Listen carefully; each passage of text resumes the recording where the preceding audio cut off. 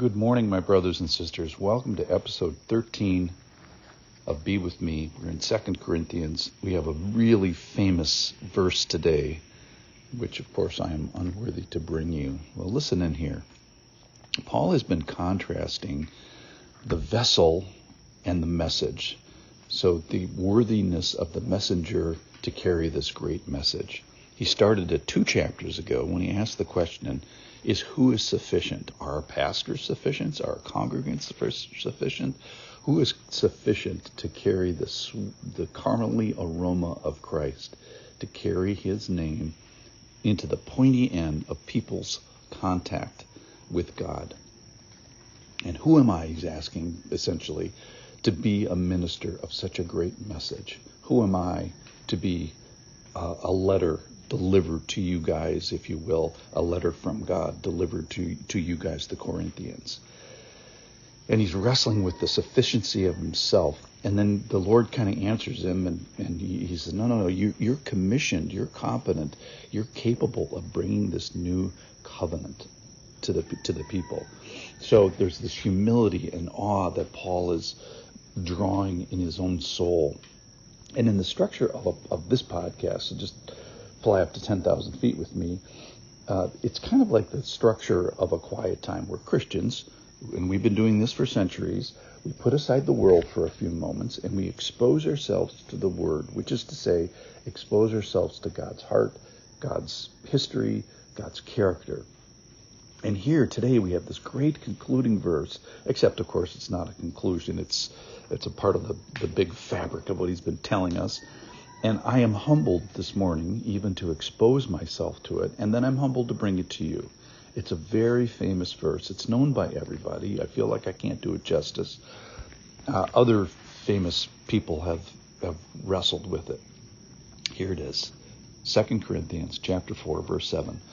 But we have this treasure in jars of clay to show that the surpassing power belongs to God and not to us. Let me read it again, verse 7. But we have this treasure in jars of clay to show that the surpassing power belongs to God and not to us. So he's asking this question again of himself. Who is sufficient? Who of us is sufficient to receive the attention and the mercy of God, much less the favor of God, and the beyond all this beyond stuff that he gives us. He gives us grace. He gives us beyond mercy, stuff like that.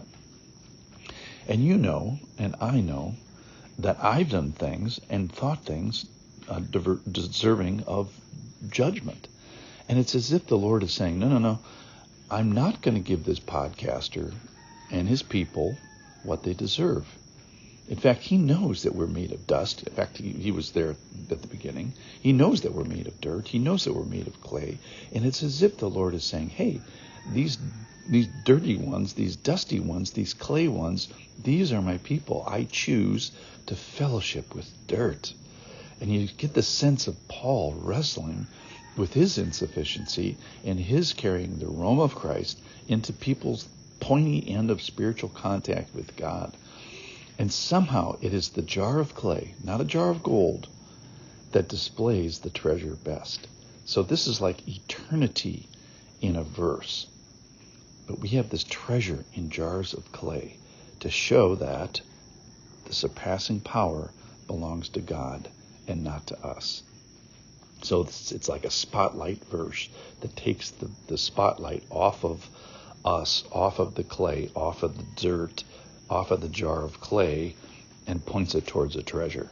He's answering a big question in the Corinthians' mind is, hey, we kind of want a super apostle. We want a shiny, bright apostle. And Paul is humbling himself and pointing to the Lord's message. So that's how it's in eternity in a verse. So the treasure there, you have to, when you face this verse, you have to first say, there's a treasure there for me. And that is mind-blowing. It's soul-blowing.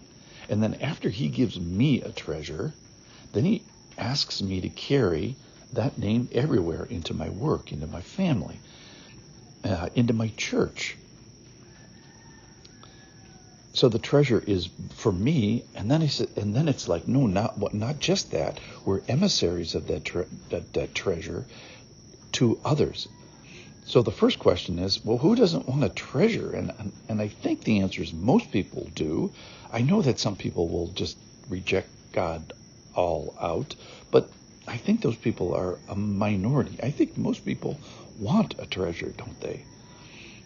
For others, the difficulty may be the second part of the verse. That is, you're a jar of clay, or I'm a jar of clay. That's us. And who isn't a jar? That's the answer to that is easy. It's nobody. We're all a jar of clay. But the question is, who doesn't know that they're a jar? Well, that's pride. And that may be the most difficult step for many of my listeners. So today, I offer you two things.